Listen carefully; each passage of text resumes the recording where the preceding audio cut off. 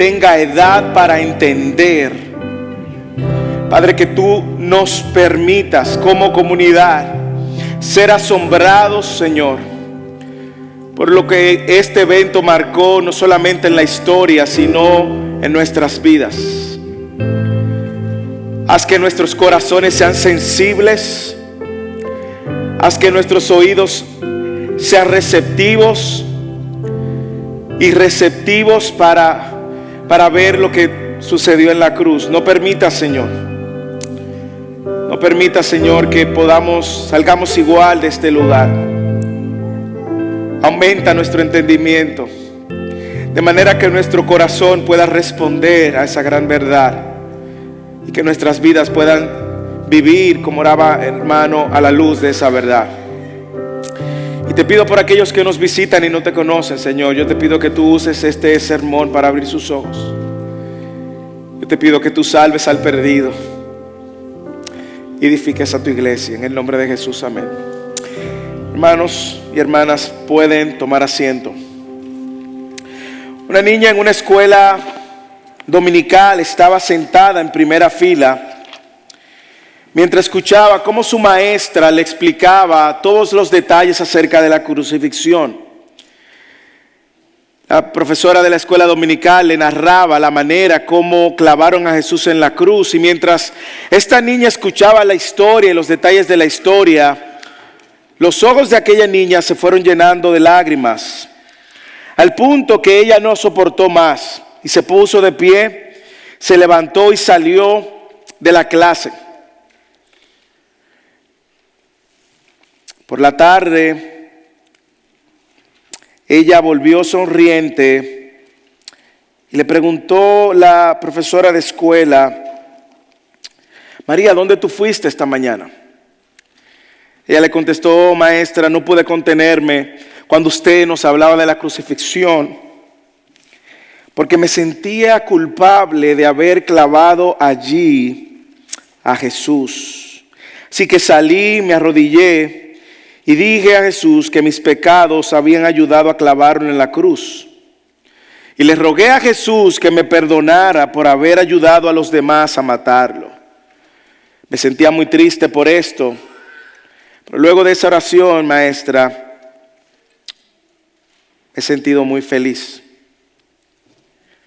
Esa niña entendió lo que sucedió en la cruz, y mi oración es que al final de este sermón, todo el que está aquí pueda tener una perspectiva mayor de lo que sucedió en la cruz, pueda entender la magnitud de la obra de Cristo en la cruz.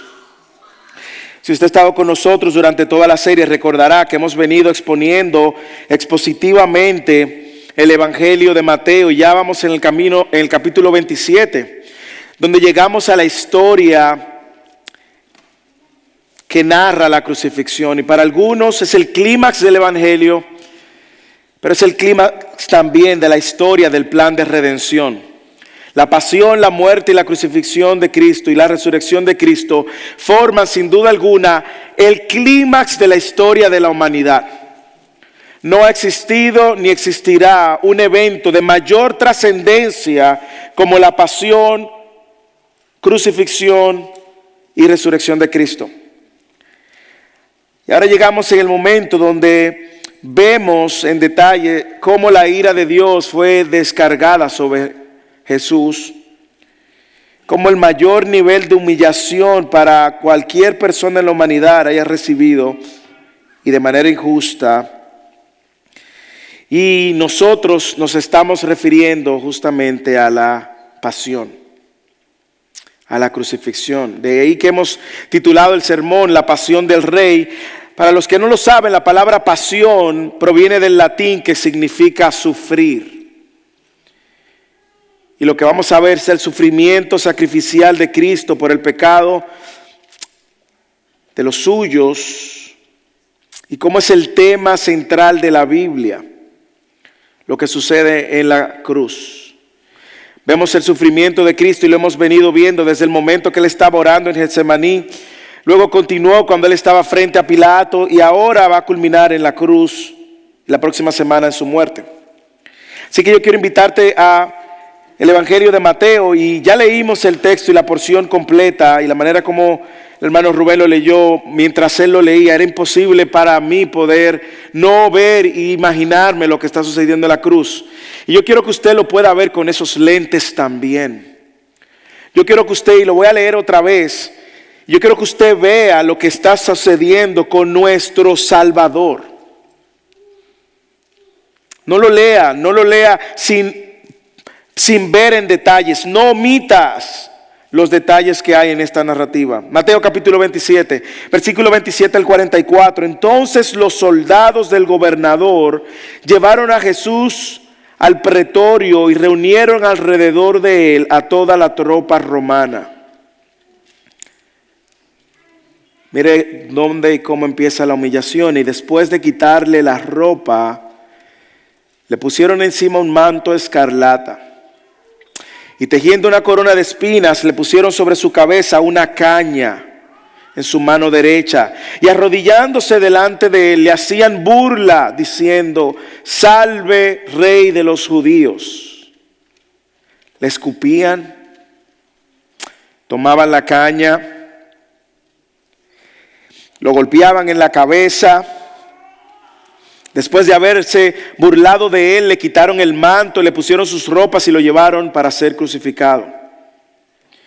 Cuando salían, hallaron un hombre de Cirene llamado Simón, al cual obligaron a que llevara su cruz. Cuando llegaron al lugar llamado Gólgota, que significa lugar de la calavera, le dieron a beber vino mezclado con hiel, pero después de probarlo no quiso beber. Y habiendo crucificado a Jesús, se repartieron sus vestidos, echando suertes, y sentados lo custodiaban allí. Entonces fueron crucificados con él 2 ladrones, uno a la derecha y otro a la izquierda. Y los que lo injuriaban meneando la cabeza, los que pasaban lo injuriaban meneando la cabeza, diciendo: tú que destruyes el templo y en 3 días lo reedificas, sálvate a ti mismo. Si tú eres el Hijo de Dios, desciende de la cruz. De igual manera también los principales sacerdotes, junto a los escribas y los ancianos, burlándose de él, decían: a otro salvó, a él mismo no puede salvarse. Rey de Israel es, que baje ahora de la cruz y creeremos en él. En Dios confía, que lo libre ahora si él lo quiere, porque ha dicho: yo soy el Hijo de Dios. En la misma forma lo injuriaban también los ladrones que habían sido crucificados con él. Qué triste lo que está sucediendo aquí. Mateo quiere recordarnos que Jesús fue a la cruz en medio del dolor, la burla, el rechazo de los pecadores conforme a las Escrituras, y como cristianos hoy estamos llamados diariamente a vivir asombrados, pero con un entendimiento por lo que Cristo hizo en la cruz a nuestro favor. Como les dije, aquí nosotros vemos la pasión del Rey, y esta pasión del Rey la vemos en 3 maneras: en la humillación injusta, la vemos por medio de la crucifixión predicha, y la vemos también por este rechazo hostil. La vemos por la humillación injusta en los versículos del 27 al 30. Entonces los soldados del gobernador llevaron a Jesús al pretorio y reunieron alrededor de él toda la tropa romana, y después de quitarle la ropa,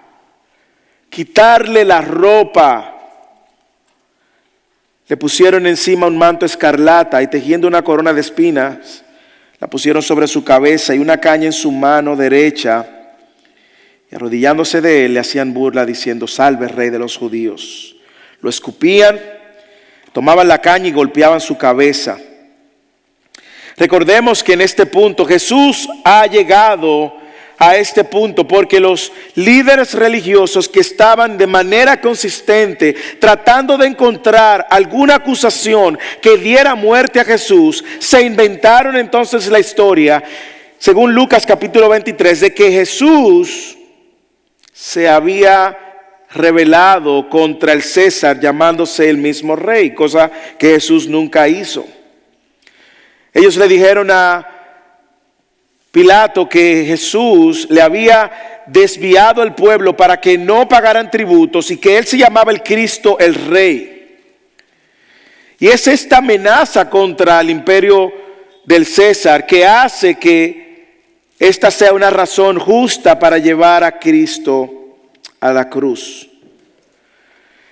Nosotros vemos cómo a Jesús lo llevan al pretorio, que era un área grande, y dice que toda la tropa romana, estamos hablando de cerca de 600 soldados romanos, que era lo que conformaba esta corte de soldados, estaban aquí. Así que imagínense mucha gente, muchos soldados entrenados para matar, soldados entrenados para mostrar la autoridad de una manera bruta. Empiezan a humillarse y empiezan a humillar a Jesús. ¿Y cómo lo hacen? Le quitan la ropa. Algunos entienden que en un momento Jesús quedó completamente desnudo. A nosotros se nos hace difícil poner esa imagen en nuestra mente, pero estos soldados no tenían ningún tipo de interés de que Jesús luciera bien o se viera bien. Al contrario, ellos estaban en el negocio de burlarse de Jesús, sencillamente porque Jesús, según ellos y según los falsos religiosos, decía ser el rey. Le quitan la ropa, le ponen una túnica escarlata, el color que usaba la realeza o los reyes. Le colocan una corona de espinas, reemplazando la corona que usan los reyes. Le dieron un bastón, una caña que sirviera como cetro, como lo usan los reyes, para burlarse de él despiadadamente. Se arrodillan ante él y se burlan, diciendo: salve, rey de los judíos, que era el saludo que se le daba a los reyes. Yo no sé si usted puede entrar en el drama de lo que está sucediendo, pero es una imagen trágica. No solamente ellos le quitan la ropa, le ponen la túnica, le dan un cetro y una corona de espinas, sino que le escupen. Toman la caña y le golpean la cabeza, y de seguro no fue una sola vez. Algunos entienden que le golpearon al punto de desfigurar su rostro.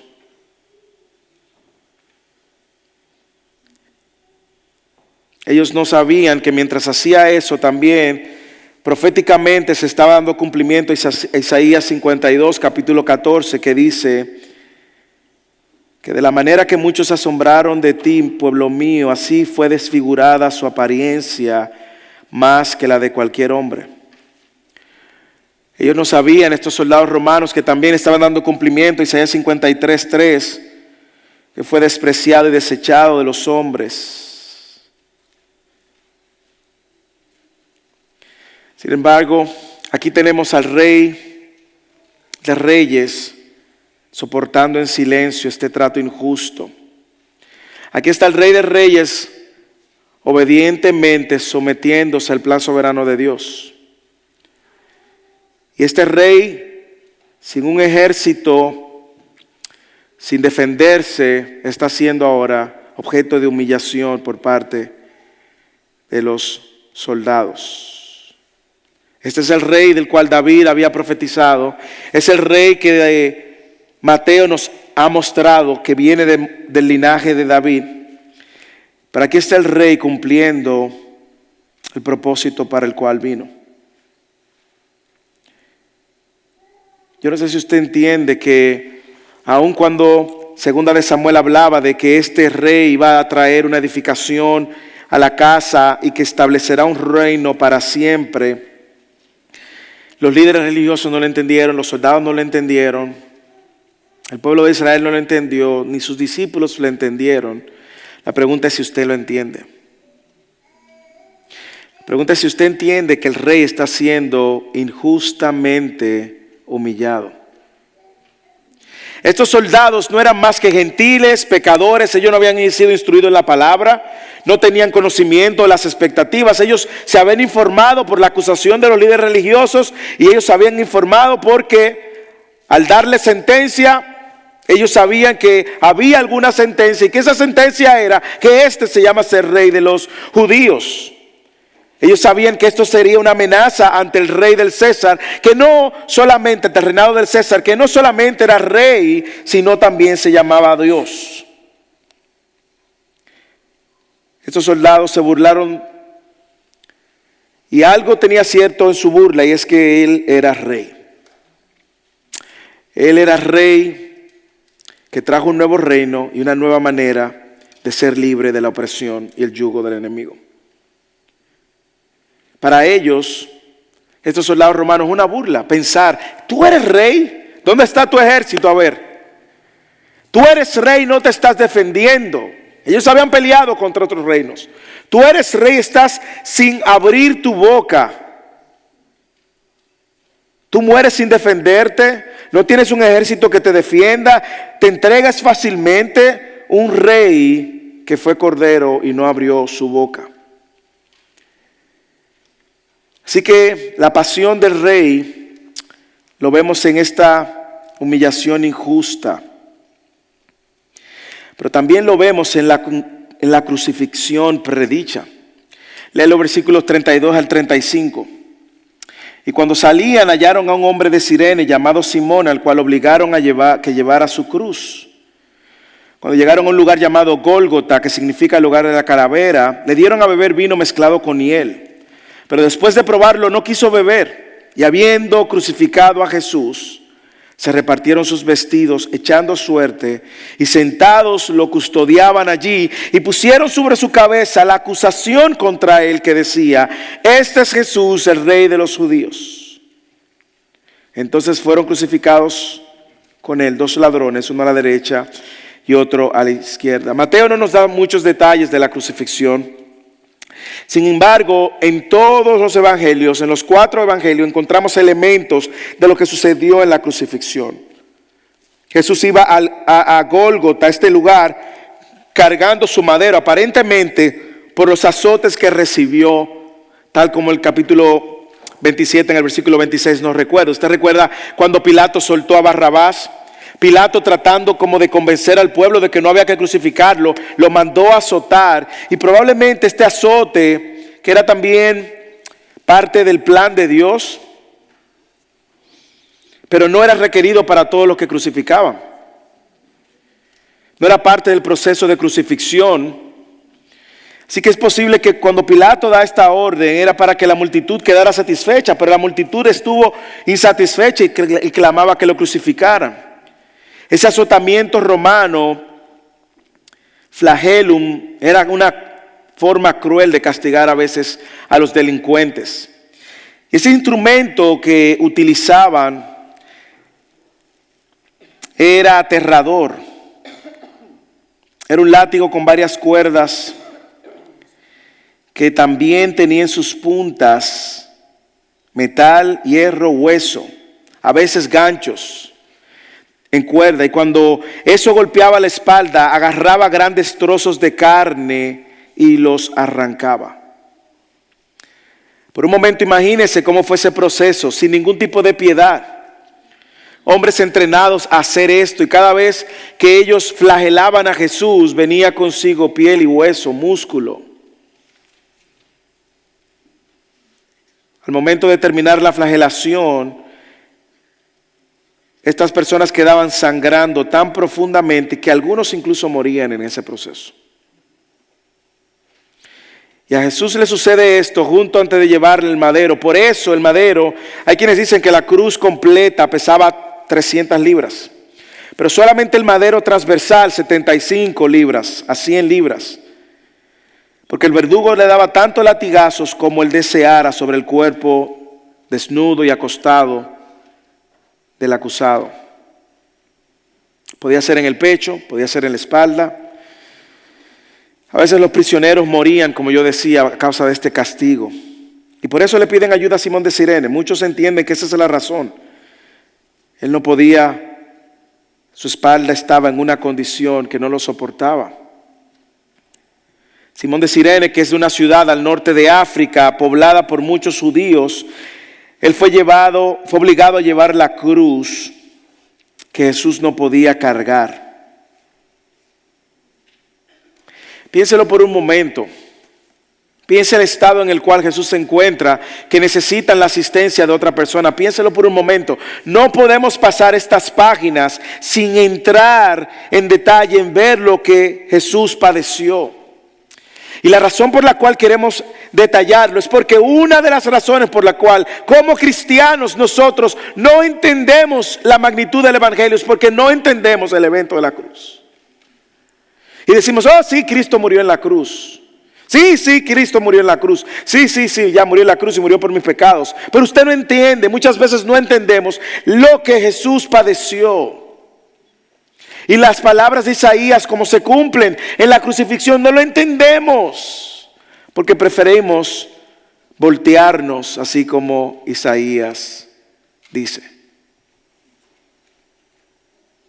Una de las prácticas que hacían con los que crucificaban era que clavaban el título de su condena en la parte superior de la cruz. De manera que quienes lo leyeran se dieran cuenta por qué éste está siendo crucificado o juzgado, o ha sido juzgado. Pero yo no sé si usted sabe que todo lo que está sucediendo aquí está sucediendo conforme a la Escritura. Y una vez más, esto no está sucediendo de manera independiente del plan soberano de Dios. No, toda la historia de la redención está culminando en este momento. Este es el clímax del plan de redención. La crucifixión, muerte y resurrección es el clímax, es la cúspide de todo el Antiguo Testamento, Nuevo Testamento y lo que viene más adelante en la iglesia. Es aquí donde se unen las historias, la suya, la mía, la de todos los profetas y que vivieron antes en el Antiguo Testamento y todos los que iban a vivir luego de la muerte de Cristo.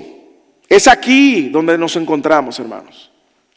Por lo tanto, es importante que como creyentes podamos tener un entendimiento agudo de lo que está sucediendo. Aquí esto está sucediendo conforme a la Escritura. El texto dice en el versículo 34 que le dieron a beber vino mezclado con hiel, conforme a las Escrituras. Jesús, uno de los evangelios nos dice, no lo dice Mateo, pero dice que Jesús dijo, tengo sed.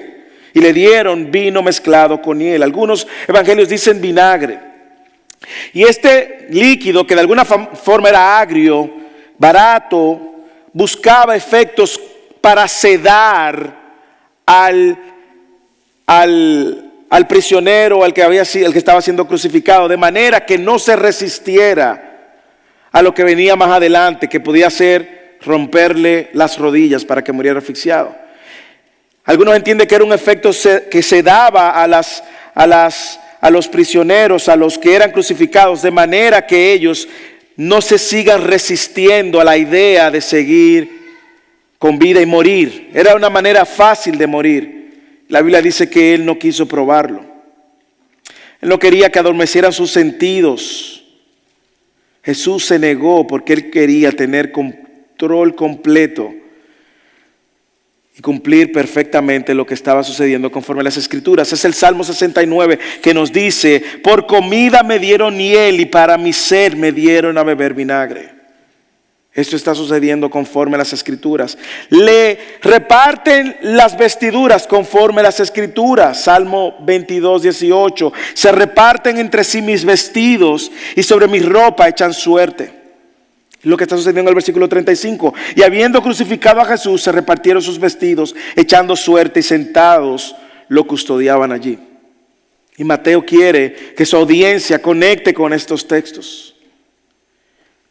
Isaías 53 nos recuerda que su crucifixión fue conforme a las Escrituras.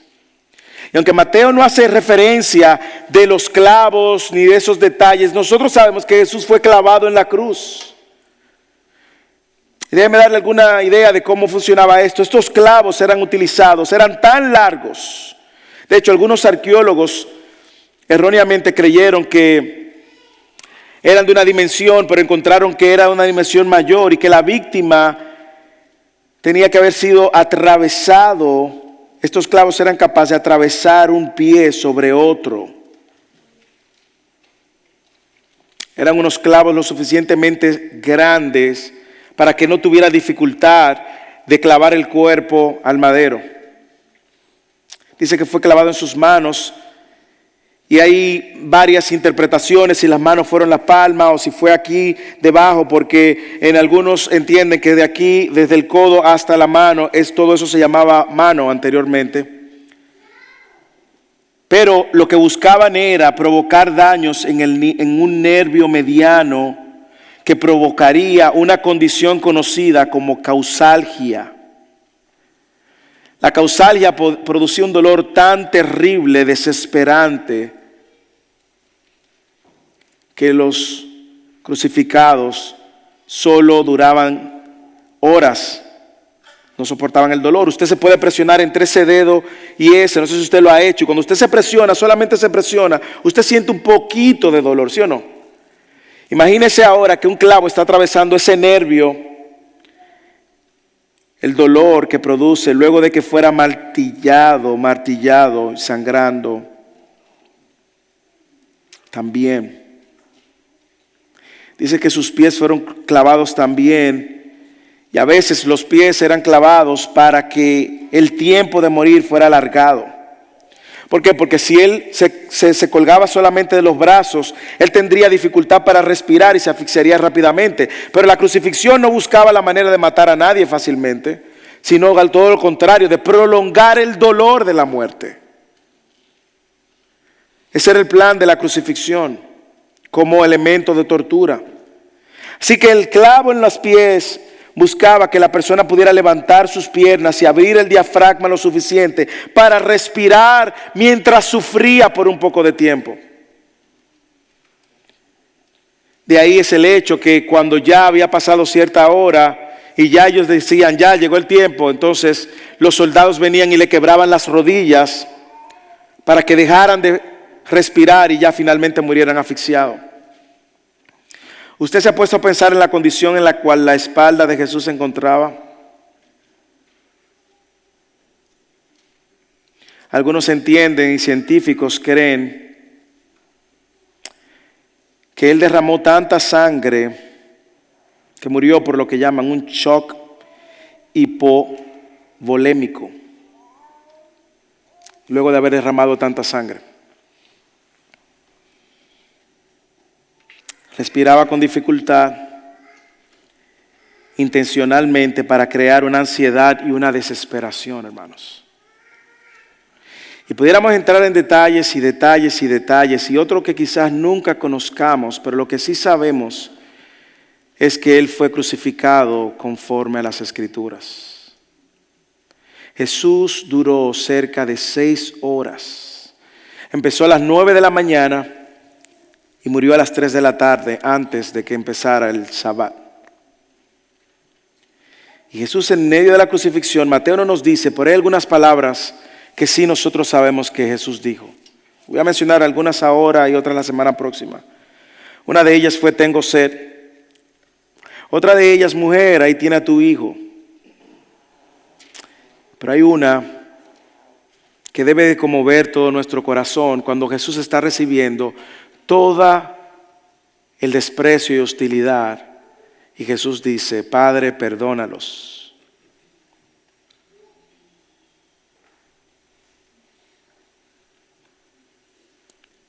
¿Y a usted qué le cuesta tanto perdonar?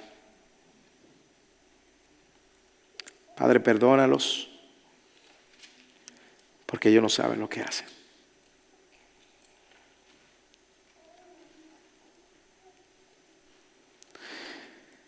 Señores, estamos ante el cuadro quizás más triste de la historia, porque todo lo que está sucediendo aquí está sucediendo injustamente. Nosotros vemos que ellos habían puesto la placa en la cabeza, dice en el versículo 36, que le pusieron el letrero: Jesús, este es Jesús, el Rey de los Judíos. Y nosotros sabemos que los líderes religiosos se ofendieron por esto. Ellos trataron de cambiar el título, fueron donde Pilato. Pilato le dijo: lo que está escrito, escrito está. Ellos querían que dijeran: no, él dice ser el Rey de los Judíos, pero él no es nuestro rey. Pero Mateo dice que ese fue el título que le pusieron. Y Juan nos dice que Pilato dijo: lo que está escrito, escrito está. Él es el rey, hermanos, y fue humillado. Es el rey, fue crucificado. Y eso ha sido parte de toda la narrativa de Mateo, porque era como las Escrituras lo habían profetizado. No sé si usted ha notado que también el hecho de que fuera crucificado con ladrones, también se está cumpliendo la profecía. Dice que fue crucificado entre dos ladrones, uno a la derecha y otro a la izquierda. Isaías 53:10 dice: yo le daré parte con los grandes y con los fuertes repartirá sus despojos, porque derramó su alma hasta la muerte y con los transgresores fue contado. Llevó el pecado de muchos e intercedió por esos transgresores. Las palabras de Jesús diciendo: Padre, perdónalos, que no saben lo que hacen, también es el cumplimiento de las Escrituras. La pasión del Rey tuvo una humillación injusta, una crucifixión predicha y finalmente un rechazo hostil. Versículo 39. Los que pasaban lo injuriaban, meneando la cabeza y diciendo: tú que destruyes el templo y en 3 días lo reedificas, sálvate a ti mismo, si tú eres el Hijo de Dios, desciende de la cruz. De igual manera también los principales sacerdotes junto con los escribas y los ancianos, burlándose de él, le decían: a otro salvó, a él mismo no puede salvarse. Rey de Israel es, que baje ahora de la cruz y creeremos en él. En Dios confía, que lo libre ahora si él lo quiere, porque él ha dicho: yo soy el Hijo de Dios.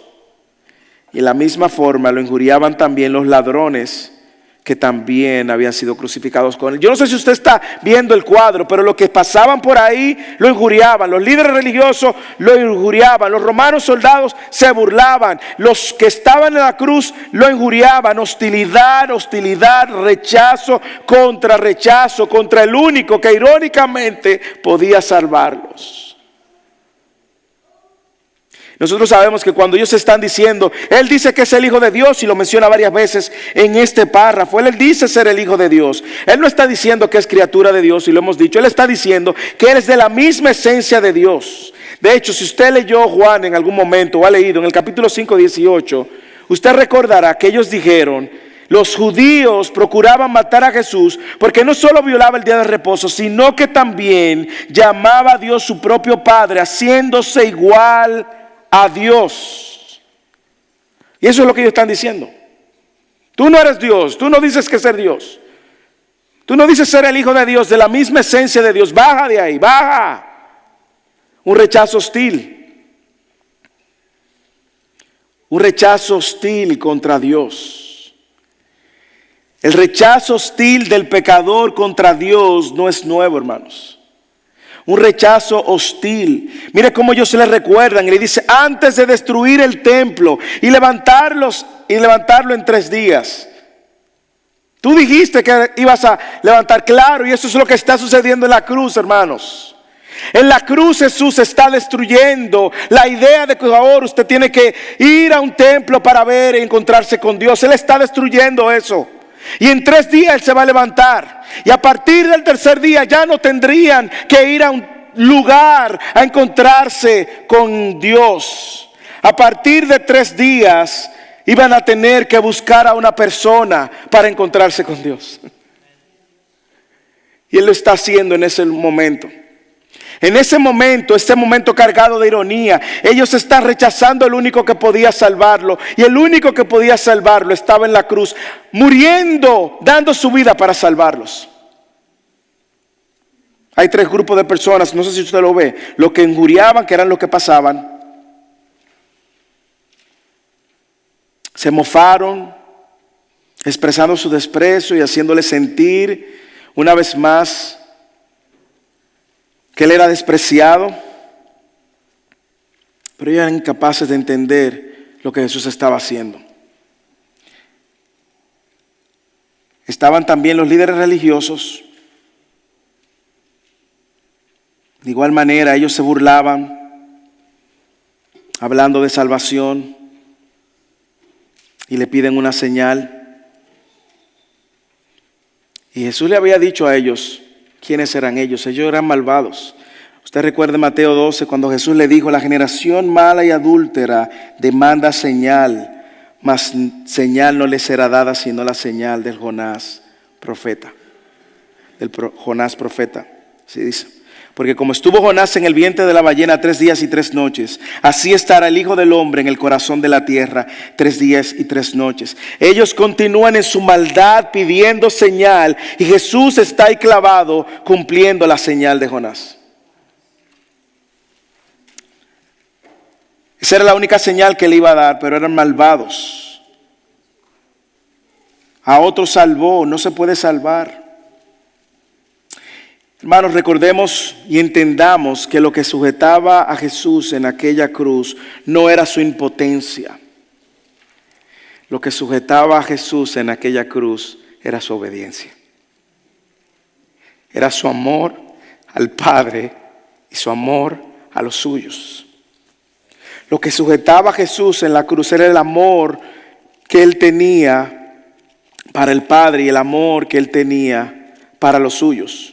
Hebreos capítulo 12, usted recuerda cómo el autor de Hebreo lo pone de esta manera.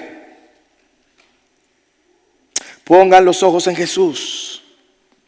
Le dice el autor y el consumador de la fe, quien por el gozo puesto delante de él soportó la cruz, despreció la vergüenza. Y luego dice, considera pues aquel que soportó tal hostilidad de los pecadores contra él mismo. Y Hebreos nos dice por qué él lo hizo, hermanos. Hebreos nos recuerda lo que está sucediendo en la cruz. ¿Por qué sucede lo que está sucediendo en la cruz? Hermanos, ¿para qué? Dice, para que no se cansen ni se desanimen en su corazón. Usted entiende la importancia de entender lo que Jesús está soportando. Porque es la fuente de esperanza, es la fuente de fuerza que yo necesito para no cansarme y desanimarme. Probablemente todas las veces en su andar de fe que usted se ha sentido cansado y desanimado es porque se ha olvidado lo que hizo Cristo en la cruz.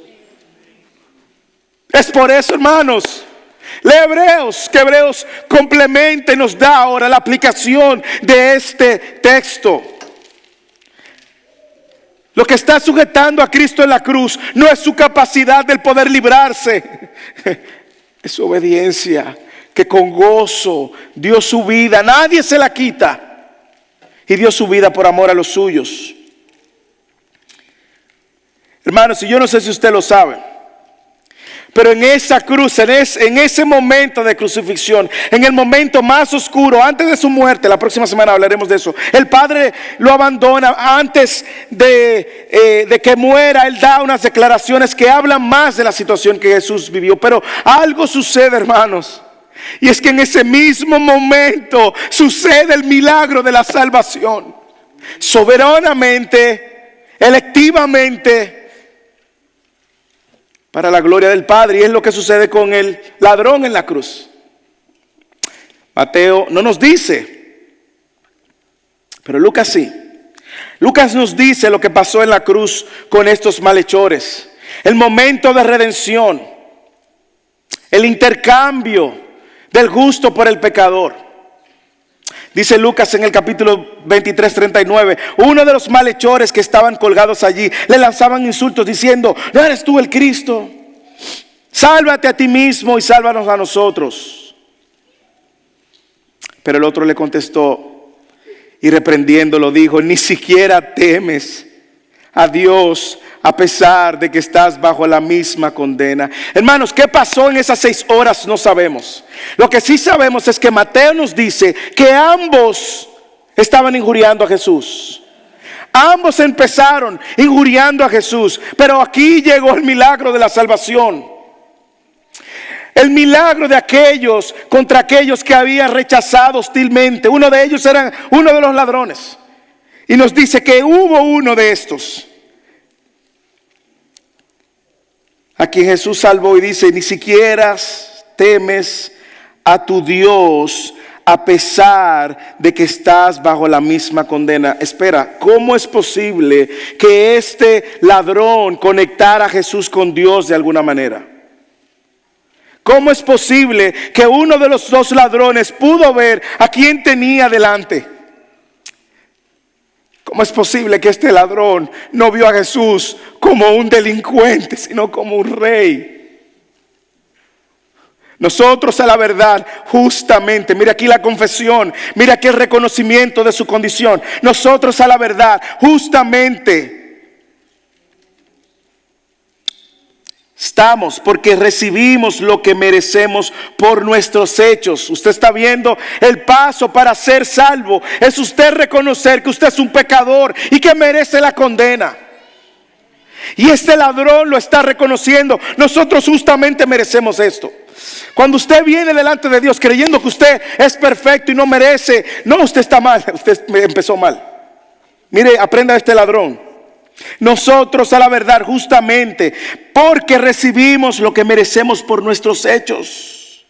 Pero este nada malo ha hecho. Y añadió, Jesús, acuérdate de mí cuando vengas en tu reino. Él está reconociendo que este es rey, que este no es un delincuente. Y Jesús le dice, en verdad te digo, hoy estarás conmigo en el paraíso, hermanos. Yo no sé si usted puede ver la manifestación de la misericordia y la gracia de Dios al extremo. Que está ahí clavado en la cruz, y justamente en la cruz uno de estos malhechores encuentra la salvación.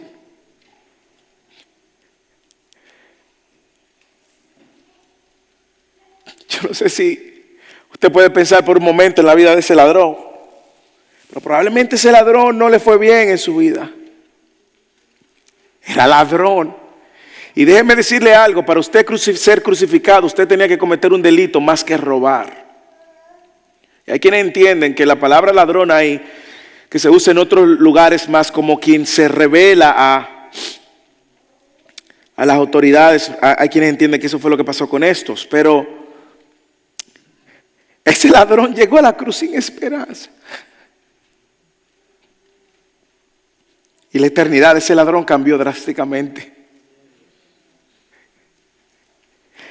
Ese ladrón nos recuerda, hermanos, quiénes éramos nosotros. Nosotros éramos esos que rechazábamos hostilmente a Dios. Y el testimonio de muchos de los que están aquí es ese. Y bueno, yo no quería, a mí no me hablaban de Dios, que no me hablen de Dios, eso fue por mi mujer, mi esposa. Nos burlábamos de Dios como se burlaban aquí. Rechazábamos a Dios como lo rechazaban aquí. Y Dios tuvo misericordia de nosotros, como lo vemos aquí. La gracia llegó a la cruz. Llegó en la cruz, a través de la cruz y de la obra de la cruz. Hermanos, la historia no ha cambiado. Es en la cruz donde vamos a encontrar y vamos a recordar de qué Dios nos salvó. Aquí toda la ira de Dios está siendo descargada, no solamente por toda la tortura que Jesús pasó y el abandono que Jesús pasó y todo lo que Jesús pasó y padeció. La ira misma de Dios está siendo descargada sobre su Hijo, para que el que cree en el Hijo no reciba la condenación justa que merece. La humillación injusta que el Rey recibió, la crucificación predicha por la cual Jesús atravesó, y el rechazo hostil que Jesús recibió, lo recibió para que nosotros no fuéramos humillados, crucificados y rechazados. Hermanos,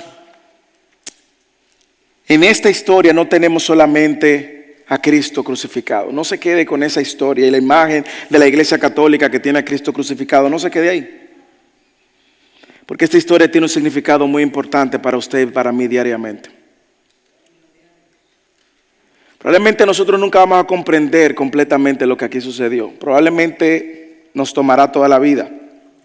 Pero en la cruz, hermanos, en la cruz, no solamente el cuerpo de Jesús estaba clavado, no solamente un cuerpo físico en la historia, dividiendo la historia, estaba siendo clavado. Algo trascendente estaba sucediendo. Y es Colosenses que nos dice en capítulo 2 lo que estaba sucediendo en la cruz. Y cuando ustedes, First Irving en español, estaban muertos, Colosenses 2:13, en sus delitos y en la incircuncisión de su carne, cuando ustedes eran de ánimo hostil, que rechazaban a Dios, que no querían a Dios, Dios le dio vida juntamente con Cristo, habiendo perdonado todos los delitos, habiendo cancelado el documento de deuda que existía en decreto contra todos nosotros y que nos eran adversos. Y es en la cruz donde Él lo quita y lo clava en la cruz. Y es en la cruz donde Él despoja los poderes y las autoridades y donde triunfa victoriosamente sobre ellos. No solamente la cruz representa a Cristo muriendo, sino que representa el beneficio que ahora tenemos a ser llamados hijos de Dios. Es en la cruz donde se remueven los decretos, mis acusaciones, mis pecados, todo lo que he cometido, esas metidas de pata que he hecho. Es en la cruz donde Cristo cargó y clavó la deuda que yo tenía contra Dios, que no existía manera alguna de pagar. Por eso yo estaba en bancarrota espiritual, porque no existe manera de pagar esa deuda. Y Cristo en la cruz ahí está pagando mi deuda. Cristo en la cruz está removiendo los decretos que existían y que me acusan, me declaraban culpable. Y ahora me dio vida, hermanos. Y ahora me dio vida, hermanos. Por eso cuando usted vea la cruz, hermanos, no piense que esto es una historia bonita. Es la más horrorosa historia de la humanidad, pero que trajo la bendición más grande para la humanidad, hermanos. Y ahí estábamos. Ahí estaban nuestros pecados. Ahí estuvieron los pecados de David. Ahí estuvieron los pecados suyos. Gloria a Dios por la cruz. Nuestros pecados, nuestros delitos fueron cancelados. La deuda fue quitada. Y ahora, hermanos, escuche, hermanos, porque esto es para que usted lo viva hoy.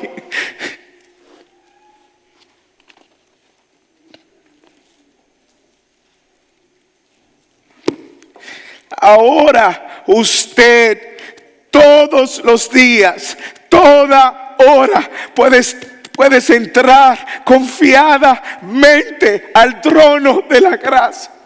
Amén. Sin nadie que te acuse. Aleluya.